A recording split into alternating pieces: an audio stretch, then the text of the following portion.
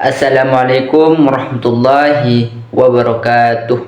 Perkenalkan, nama saya Abdul Ghani dengan NIM 25MJ028 dari Prodi Manajemen. Di sini saya akan membuat video tugas tentang mata kuliah Manajemen Sumber Daya Manusia. Baik, langsung saja kita masuk ke tugas yang pertama. Tugas pertama ini berkaitan tentang studi kasus. Perusahaan yang Anda pimpin sedang berkembang pesat dan baru saja merekrut 10 karyawan baru untuk ditempatkan di berbagai divisi. Karena tingginya permintaan tenaga kerja, perusahaan langsung menempatkan karyawan baru unit kerja ke masing-masing tanpa memberikan program orientasi yang memadai. Setelah 3 bulan, manajemen menemukan beberapa kesulitan beradaptasi dengan budaya dan produktivitas menurun, serta perusahaan tersebut meningkatnya tingkat turnover karyawan baru. Manajemen kemudian menyadari pentingnya program orientasi untuk membantu memahami tugas dan budaya organisasi aturan kerja di lingkungan perusahaan. Pertanyaannya, berdasarkan studi kasus di atas, mengapa program orientasi sangat penting bagi karyawan baru dan perusahaan Anda? Nah, jawabannya, mengapa program orientasi ini sangat penting bagi calon karyawan baru agar membantu karyawan baru memahami pekerjaan yang ada di dalam perusahaan tersebut. Nah, soal yang kedua, identifikasi dampak yang timbul akibat tidak adanya program orientasi efektif di dalam perusahaan Anda. Nah, dampak yang timbul itu akan meningkatkan kesalahan kerja di dalam perusahaan tersebut, dan itu akan menurunkan produktivitas bagi karyawan baru dan kesulitan beradaptasi dengan lingkungan kerja. Nah, soal yang ketiga, jika Anda adalah seorang pemimpin, maka program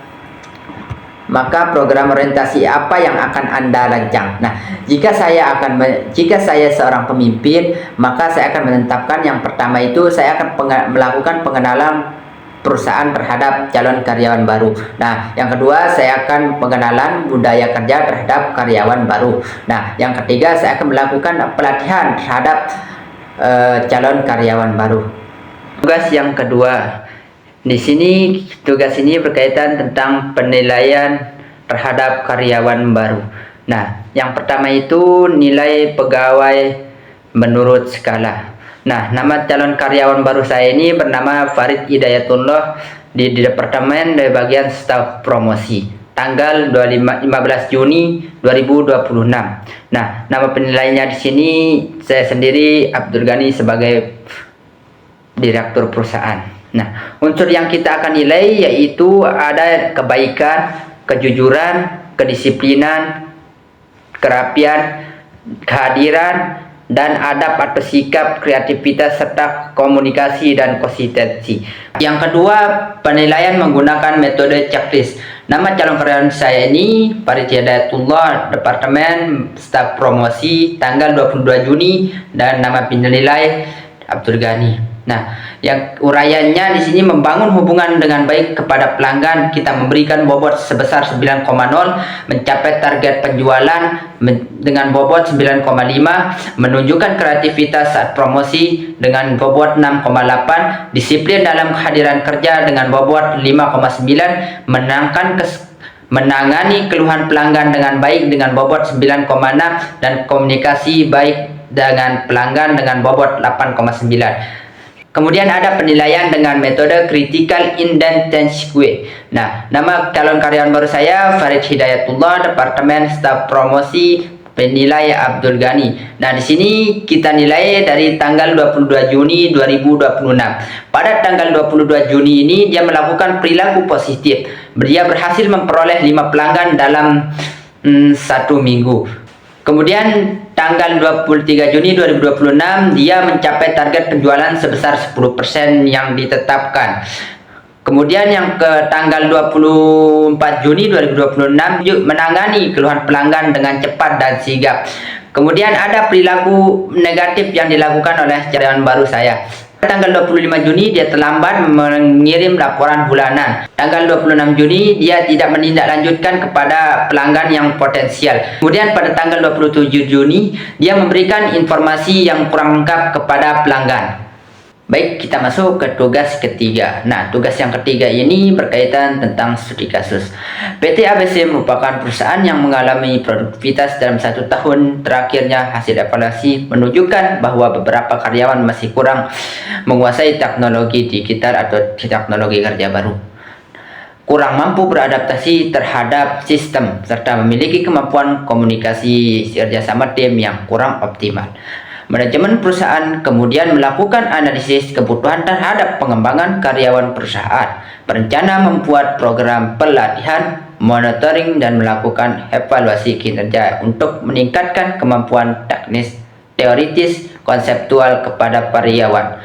Namun, sebagian karyawan menganggap bahwa program ini akan menambah beban pekerjaan dan belum memahami manfaat pengetahuan tersebut dalam karir mereka. Pertanyaannya di sini yang pertama, apa permasalahan utama dalam kasus PT ABC terkait dengan pengembangan karyawan baru? Nah, jawabannya, perusahaan PT ABC ini mengalami penurunan terhadap kompetensi selama 1 tahun terakhir terhadap karyawan yang kurang berkembang secara optimal. Nah, yang kedua, program apa yang harus dilakukan oleh perusahaan PT ABC ini untuk meningkatkan kompetensi kinerja karyawan baru? Jelaskan. Nah, yang pertama, perusahaan bisa menerapkan program pelatihan atau training, dan dia bisa melatih terhadap perubahan terhadap teknologi baru. Kemudian ada program pelatihan atau coaching. Nah, di sini karyawan bisa dibimbing oleh atasan atau karyawan yang lebih berpengalaman. Kemudian yang ketiga, ada program simulasi, melatih kemampuan menyelesaikan kerjasama tim terhadap perubahan dan adaptasi terhadap perubahan. Soal yang ketiga, jelaskan peran kemampuan teknis, teoritis, dan konseptual dalam meningkatkan kerja karyawan berdasarkan kasus tersebut. Yang pertama, kemampuan teknis. Kemampuan menggunakan alat teknologi prosedur kerja secara efektif dalam kasus ini diperlukan agar karyawan mampu mengoperasikan teknologi baru sehingga produktivitasnya meningkat. Nah, yang kedua itu kemampuan teoritis. Kemampuan memahami konsep aturan dan penataannya yang menjadi dasar pekerjaan. Karyawan memahami alasan perubahan sistem dan bisa menerapkannya dengan benar. Yang ketiga, kemampuan konseptual. Nah, kemampuan melihat hubungan antar bagian, berpikir strategi, dan menyelesaikan masalah.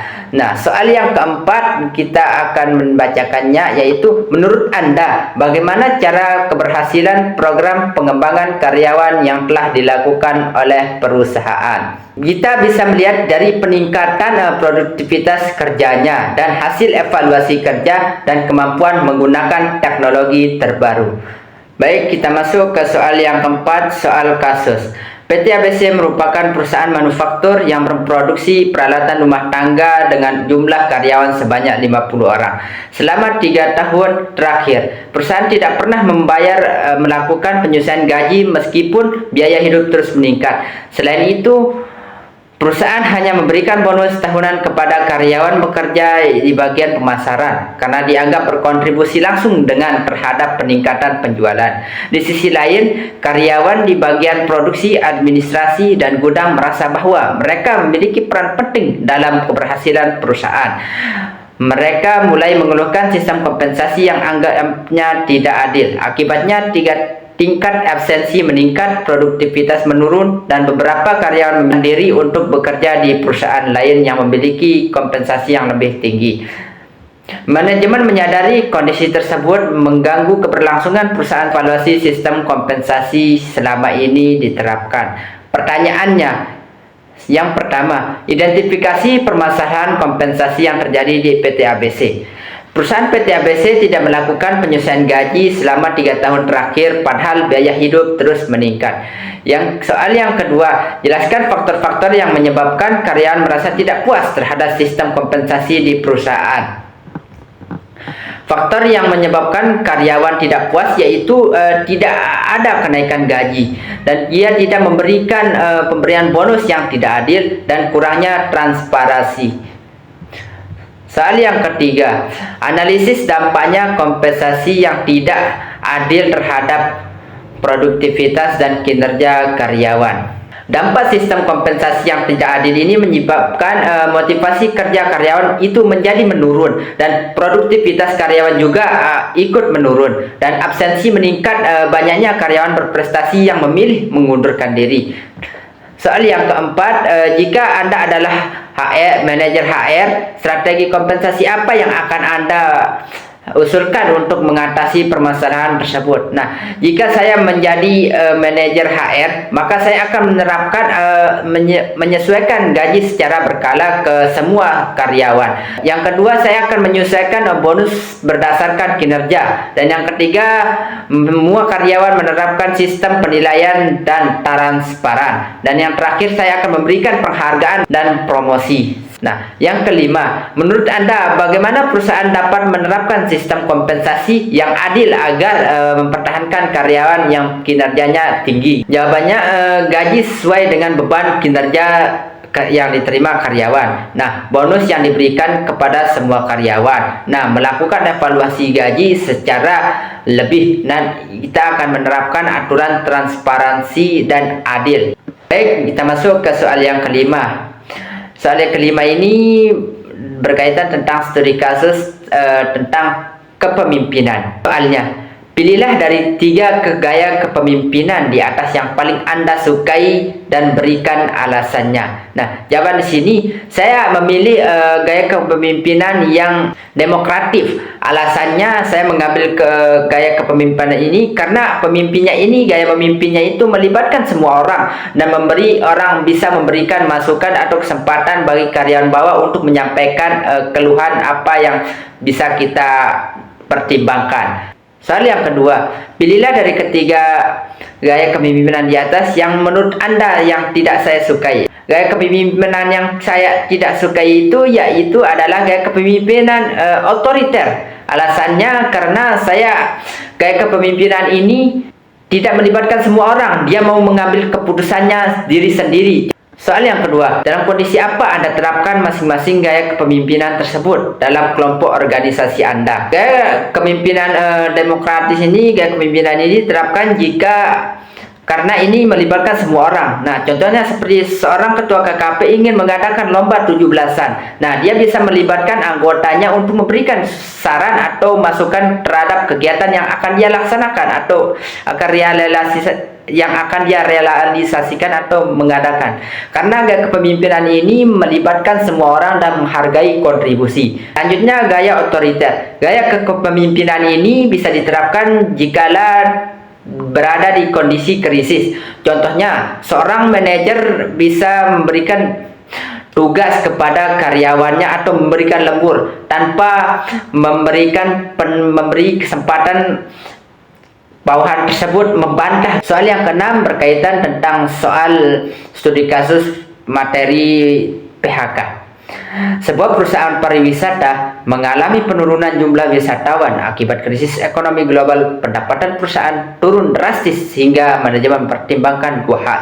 Yang pertama, mengurangi gaji bagi seluruh karyawan sebesar 15%. Nah, yang kedua, melakukan PHK terhadap 20% karyawan agar perusahaan tetap dapat beroperasi. Sebagian karyawan memilih pengurangan gaji daripada kehilangan pekerjaannya. Sedangkan sebagian lainnya memilih PHK karena agar lebih adil. Pertanyaan pertama, jika Anda menjadi direktur SDM, pilihan mana yang akan Anda ambil? Berikan alasan yang didukung konsep MSDM. Jika saya sebagai direktur MSDM, maka saya akan mengurangi gaji seluruh karyawan sebesar 15%. Alasannya karena menghindari PHK sehingga karyawan tetap memiliki pekerjaan. Karena sekarang ini pekerjaan itu sangatlah sulit. Soal yang kedua, apa kelebihan dan kekurangan masing-masing dari alternatif tersebut? Kelebihan mengurangi gaji 15%, tidak ada karyawan yang kehilangan pekerjaan. Kemudian perusahaan tidak terlalu merekrut atau melatih karyawan baru. Nah, kekurangannya pendapatan seluruh karyawan menjadi berkurang dan motivasi karyawan akan menurun. Nah, kelebihan PHK 20% karyawan. Beban gaji atau biaya perusahaan akan berkurang lebih cepat dan gaji karyawannya tetap bekerja tidak berubah. Kekurangannya, karyawan terkena PHK, kehilangan pencarian dan berpotensi menimbulkan citra perusahaan yang buruk. Bagaimana proses pengambilan keputusan seharusnya dilakukan agar pihak merasa diperlakukan adil? Menjelaskan kondisi semua secara terbuka menggunakan kriteria dan subjektif dan transparan. Berdiskusi dan berwakilan oleh masing-masing karyawan. Sekian video yang saya paparkan. Apabila ada kekurangan, saya mohon maaf. Wabillahi taufik walhidayah. Wassalamualaikum warahmatullahi wabarakatuh.